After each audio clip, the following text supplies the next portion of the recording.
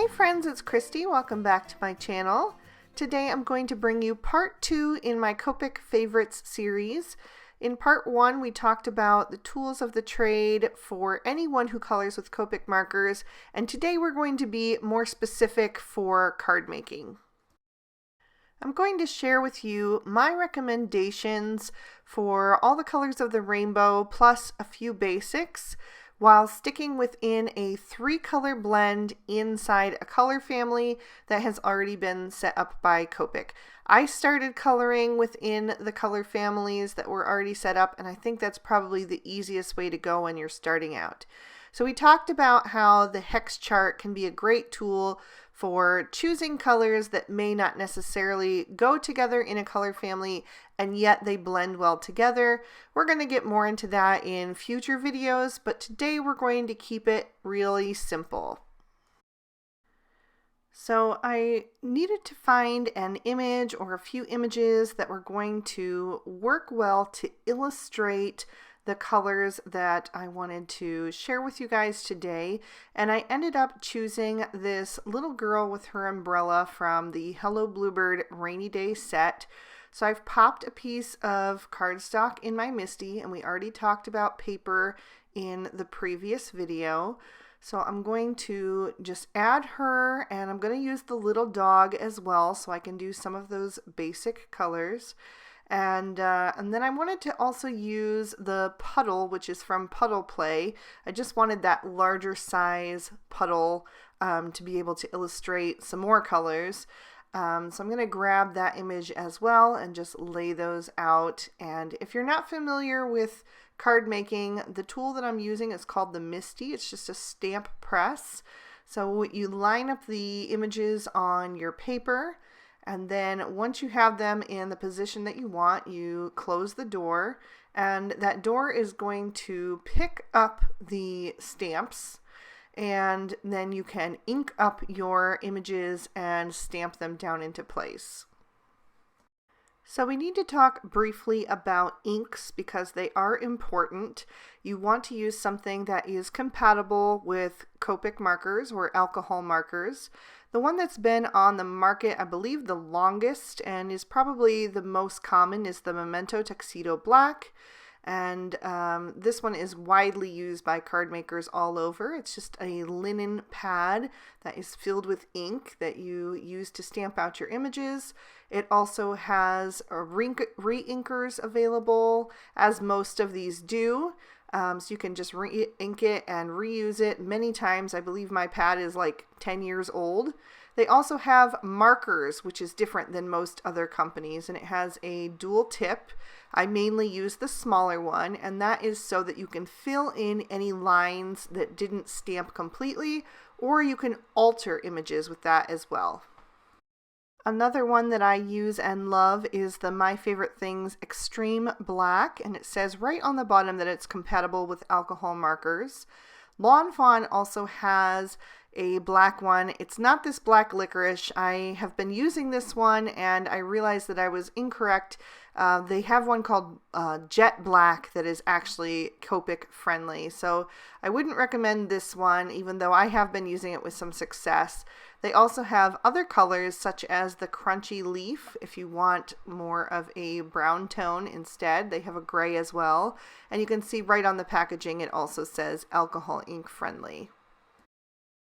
So again, as with the cardstock we discussed in the first video, the brand really doesn't matter, but the compatibility does. So for the purposes of this video, I'm going to stick with the Memento Tuxedo Black since that is the most universally used. So I've inked up my stamp and pressed it onto my paper. And since I'm using the positioner, I can just go ahead and re-ink it if I want a little bit of a bolder line and stamp that down again.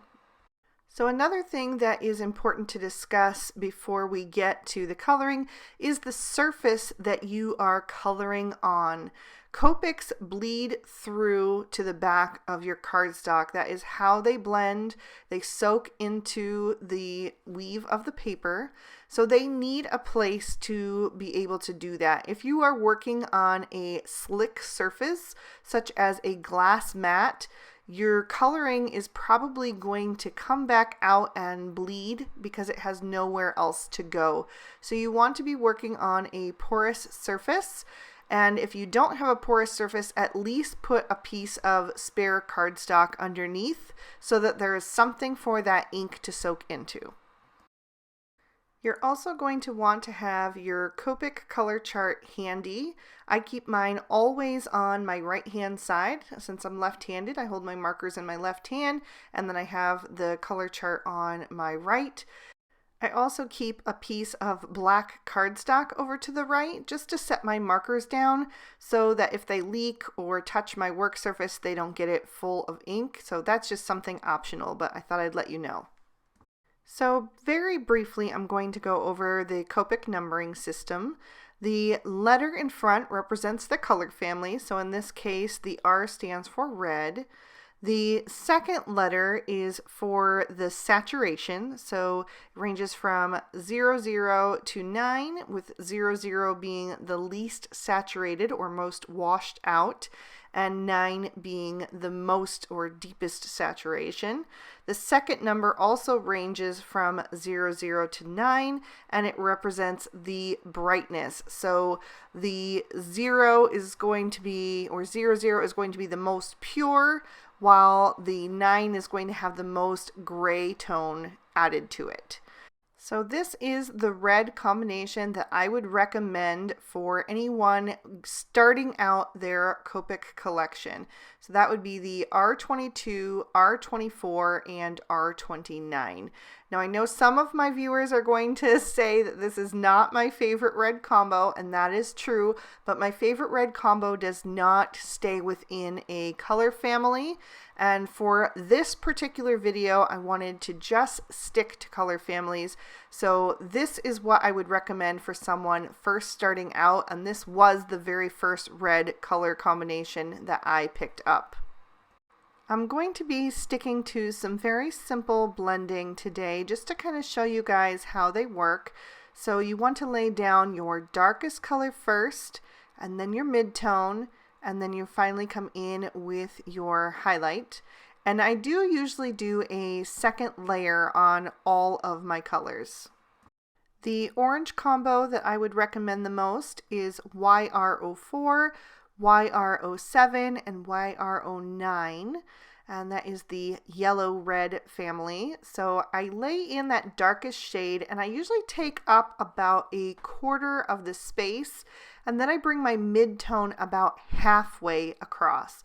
So at least half of the area is going to be filled in with that lightest shade, that highlight, and that's really going to give you a nice glow. So then when I come in on my second layer, which is really just to help everything blend and also help it to be a bit more saturated, I go over those same areas with the first two shades, but when I come in with my highlight, I don't take it all the way across. I stop just short of the line, so there's always a section that only has one layer of that lightest shade. So my most recommended yellow family to start out with would be the Y13, Y15, and Y17. And I know I'm breezing through these pretty quick, but that's just because I know this video is going to be super long already. So I hope you guys don't mind. I definitely have lots more coloring videos on my channel. I have playlists for Copic coloring, so you can check those out for more in-depth details on how to color with Copic markers. This is really just showing you those families. The green combination that I recommend is the YG03, YG07, and YG09. And there is also a YG05, but I feel like the YG05 and the YG07 are very similar. So you could choose either one, honestly. I just slightly prefer the YG07. So you'll notice that I'm going to change my light source right here. At the beginning, I was imagining that the sun or whatever light there is in this scene, it's going to be a rainy day scene, but it was coming from the top left corner, so that is where I put my highlight. Now I'm on the underside of the umbrella, so the darkest is going to actually be right at the top of that section. And I know that that is just a little sliver of green space, so I'm going to color the dog's collar with these greens as well, just so you can see a little bit more how they blend. So I just started with the YG09 at the back of the dog's neck. Since his head is tipped back a little bit, it would be cast more in shadow, and then brought the color forward with the YG07 and finished with the highlight, the YG03. So my blue combo that I'm going to recommend is B21, B23, and B26. So this is a nice traditional blue shade. There are also blue greens. We'll get into that a little bit later. There were also regular greens and not just the yellow greens, but I tried to pick one to keep it simple for you guys. So this is what I would recommend the most for the blues. They can be a little bit trickier to blend, so I do put in that second coat. It's going to help a lot with just transitioning between the markers. And I always want to be sure that when I'm laying down my second and third shades that I'm catching the edge of the color that I laid down previous. So I'm taking that B23 and making sure to grab the end of that B26 and pull that color out a little bit further. I'm dragging that pigment out down toward the bottom of the umbrella. And then I do the same with my highlight shade. And I even did 3 coats on that just to really help that blend. I also think that this is a good combination for coloring blue jeans. I have another color combination that I like a little bit better, but I'm trying to stick to brighter tones in this video. So these do work really well. So I just put that darker shade at the back of her legs where they're kind of curved in, and then you want to put that highlight on the kneecaps where that fabric would be a bit faded from wear. So I personally think that the most difficult colors to blend, or color families to blend, are the purples. There are the BVs and the Vs, so it's the blue violets and violets, and you can see from my chart that there isn't really a 3-color blend that works well with the BVs, not with a color family anyway. So I'm going to skip the BVs for this video since I think they're so hard to start out with, and just go to the Vs. So the colors that I'm going to use are VO5, VO6, and VO9. But before I lay that color down, I had a little bit of orange down in that section, so I just pushed that away with the Colorless Blender. We talked about the Colorless Blender in the first video. That is a must-have marker in my opinion. So I'm going to lay in that VO9 and then begin to drag out that color with the VO6. Again, stopping about halfway down and then coming in with my lightest shade, the VO5. And you can see how difficult that is to blend. That VO5 is actually pushing that VO6 higher up into the VO9, so you're not getting a smooth transition. So on my second layer, I'm going to compensate by dragging that VO6 even further down than I normally would, so that when the VO5 starts to push that back up into the VO9, it won't get as far and I'll still have a decent blend. And then my pink combination that I'm going to recommend is V13, V14, and V17. So I'm going to start with that V17 and then pull out the V14 and then use the V13 for that highlight. These markers also do the same as the violet, since the violet has a lot of pink tone into it. You can see that that V14 got pushed way up into the V17. So I'm going to do the same thing. I'm going to overcompensate by pulling that mid-tone down farther than I normally would, and then adding that highlight shade again so that it's even with the other colors that we've already done. So as with the green, since that pink is just a little sliver, I'm actually going to color in the girl's raincoat with the same combination that I have out. And I debated about leaving this in the video or not, since you've already seen a little bit of it, but I decided to just go ahead and color the entire image. So I'm going to start with that V17 and lay in those shadows. I'm going to put them on the underside of her arms. I'm also going to add a little shadow anywhere that the fabric is bunched up. I'm going to put a shadow down her back, and I'm also going to put a shadow down the front of her jacket. Because she's bent over, that fabric is curled in, so it would not be getting as much light. And you can also see that I am breaking up her jacket into sections. So I'm going to do the bottom part first, and then I'll do the hood later on. And that is just so that I can work while the markers are still nice and wet and get the best blend possible. So I'm going to bring in that RV14 and pull out that RV17 into that white space, making sure that I have a nice transition of color. And then fill in all that remains with that RV13 so that I have that nice bright highlight. And I also wanted to take the opportunity to let you know that you do not need all of the colors that I'm recommending today at once. You can take your time to build up your collection. There are 36 markers mentioned in this video, plus the Colorless Blender. You don't need all of them to start. I started with 12 markers, and as I fell in love with this medium, I began to add more to my collection. So you can just pick and choose the ones that you want to start with. I'm showing you a rainbow of colors so that you have options, but you could also color that umbrella completely red or completely blue or completely purple. You can pick just a couple color families. If you want to just color critters, then you aren't going to need the skin tones that I'm going to recommend.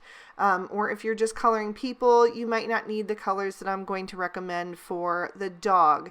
So just keep that in mind. I'm not telling you to run out and buy all of these markers at once. I just wanted to give you guys as many options as I could in this basic video. And I will be going into more on my favorites for different critters and different skin tones and different hair colors and all of that stuff in other videos. Like I said, this is going to be a series because I feel like that's going to be the best way to make this information accessible to all kinds of different people, no matter what kind of thing you like to color. Hopefully there will be a video for you that will just cover those images or those types of images and just help you build up your collection based on what you personally like to use. So I'm going to finish up the second layer of her jacket real quick, and then we're going to move on to her skin tone. And the one that I'm going to recommend is the one that I started out with. This is just a basic Caucasian skin tone. It's a pretty fair skin tone. I'm fair skinned, so this is the one that I picked. But this is a pretty common one. And like I said, I'll be doing more on other skin tones and ethnicities and hair colors in other videos. I just tried to pick something super basic for you guys. So this is E00, E00, and E11. So that E11 is going to be my darkest shade, and I want to put that shadow up under her hairline because that would be casting a shadow down her face. Then I'm going to blend that out with the E00 and pull that color down her face. I'm also coloring in her neck and her little hands. I'm just using the darkest two shades on her hands because they're so tiny, but I definitely want that nice highlight on the bottom of her face where it would be catching the most light. Now, if you want to add a blush, the most common one that people used is the R20. It's even called blush. So I just swipe a little bit of that across her cheeks, and then if I want to blend it out a little bit, I'll go back in with the E00 and soften it up. The basic hair combo I picked for this video is the E51, E53, and E55, and the reason I chose this one is because you can really transition from a blonde to a light brown just depending on how much of that marker you put down. It's really buildable, this combination. So I just started with the E51, normally colored darkest to lightest as I have through this entire video, but with hair I like to build up from lightest to darkest. So I started with the E51 and I'm just putting in a few little streaks with the very tip of my marker. Then I went over that with the E53 and now I'm bringing in the E55 and just putting in those light little flicks to kind of separate the hair strands so it doesn't look like a hair helmet. It actually will have some texture, some highlights and lowlights to it. And once I have the darkest in, I'm going to go back down to my mid-tone and then finally my highlight with that E51 once again. So that would be a pretty basic blonde hair tone, but if you wanted to deepen that up, like I said, you can just go back over those colors. I'm adding a little bit more of that E55, being a tiny bit more heavy-handed with that darker shade, and then pulling that out once again with the E53, and then adding that highlight with the E51. And now we've gone from a light blonde to kind of a dark blonde or a light brown depending, and you could even continue building that up if you wanted to. Now the reason I also picked this combo is because if you add just one more shade darker, you can go a lot darker and get a whole nother look. So I'm going to use this combination for the little dog so that you can see how that works. So I'm adding in my shadows now with the E57. So I recommend starting with the 3 color families, as I said at the beginning. The 3 colors, dark, medium, light in each color family. But the ones that I would say to expand to a 4th are going to be your E's, which is the earth tones, and your grays, because they're going to be used for so many different things. They're just really versatile. So the first sets that I would say to add in a 4th color would be your E's and whichever kind of gray family you decide. We'll talk about more of the grays when we get there. So I'm continuing to color in my little dog. I'm still on my first layer here. I put the dark shadow on the back of his body and a little bit on his muzzle since it's recessed a bit into the face. So I just kind of emphasize that with a bit more shadow. And I'm also making sure to outline his little ear so that kind of lifts away from his body, and put a little shadow on the back of his legs and his tail, and then blending that out with the E55. Now on my first pass I also did use that E51 to show you what that would look like, but on this pass I'm going to skip that and just use the darkest 3 shades here, the E53, E55, and E57, so you can see what that would look like as well. Real quick, I'm going to take the darkest 2 shades, the E57 and E55, to color in the handle of the umbrella. So there's only a tiny bit of room there, so just 2 colors will probably do it. And you just want to use the very tip of your marker when you're working in those small confined spaces. So the grays that I would probably recommend starting out with would be the cool grays. That's what I started with. I used the C1, C3, and C5. So these are going to get you a nice medium gray tone that you can use for a wide variety of things. These are great for metal. The C1 is great for putting in shadows underneath your images to ground them to the earth so they don't look like they're floating in space as these do right now.